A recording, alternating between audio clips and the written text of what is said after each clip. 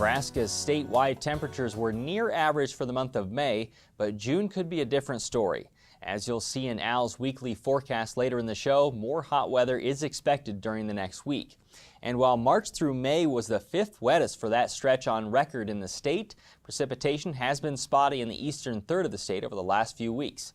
On Tuesday, we talked with Nebraska Extension educator Rees to learn about the crop water needs at this early point in the growing season and about how soil moisture sensors can help growers determine when to irrigate. Well, Jeff, it's helpful because we have a lot of different soil moisture types or soil types throughout the state, a lot of different tillage practices throughout the state. And so without having soil moisture sensors in our fields, it's hard for farmers to know just how much their crops are using right now. What are you noticing for how much moisture is in the profile right now? So for the area that I serve, which is York, Seward, Clay Knuckles right now, what I've been seeing is the top 6 inches are depleting because of the corn and the soybeans using it right now. Below that, we still have a full soil moisture profile in that area of the state that I serve. But again, it can vary throughout the state depending on that soil texture type and the tillage type. So it's important for the farmers to be monitoring this. And an important question as well, how much water is the crop using right now? Okay, so we have some resources available for our farmers and our crop consultants, and they can be found on our cropwatch.unl.edu site. So we have High Plains Regional Climate Center data. We also have ET gauge data in which the farmers are reporting locally what their evapotranspiration or crop water use is for their part of the state.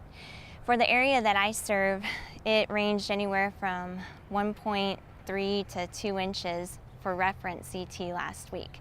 And so what that means is that's a reference. So the actual crop water use is based on what that crop growth stage is.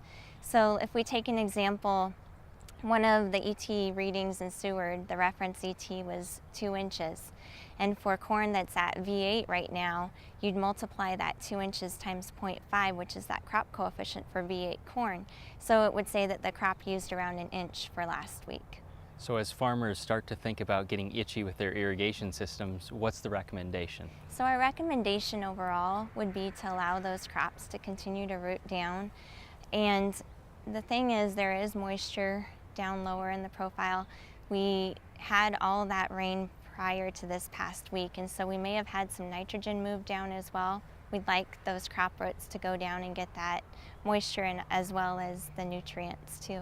Another reason why farmers may be irrigating now is they may be adding nitrogen to their crops via fertigation. So that may be a reason why you are seeing some pivots running. The shallow root structure that might have been there because of all the rain we had earlier, therefore isn't as much of a concern as you might think? The shallow root system is due to the fact that we had so much rain, and so the roots didn't need to move at that time. Research has shown that roots will continue to grow as long as they can continue to sense water and seek water.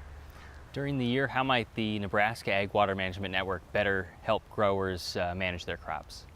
So one thing that we would recommend is go ahead and check out the website at nawmn.unl.edu. And you can go to that site, you can read about the ET gauges, you can see the ET gauge readings throughout the state. Any of our farmer cooperators can also share their information with us and with others. Aaron Nygren is now managing that site, the ET gauge website, for Gary Zobek, who had retired. So Aaron's contact information is also on that site. On the Market Journal website, we'll link to more information about crop water needs and the Nebraska Ag Water Management Network.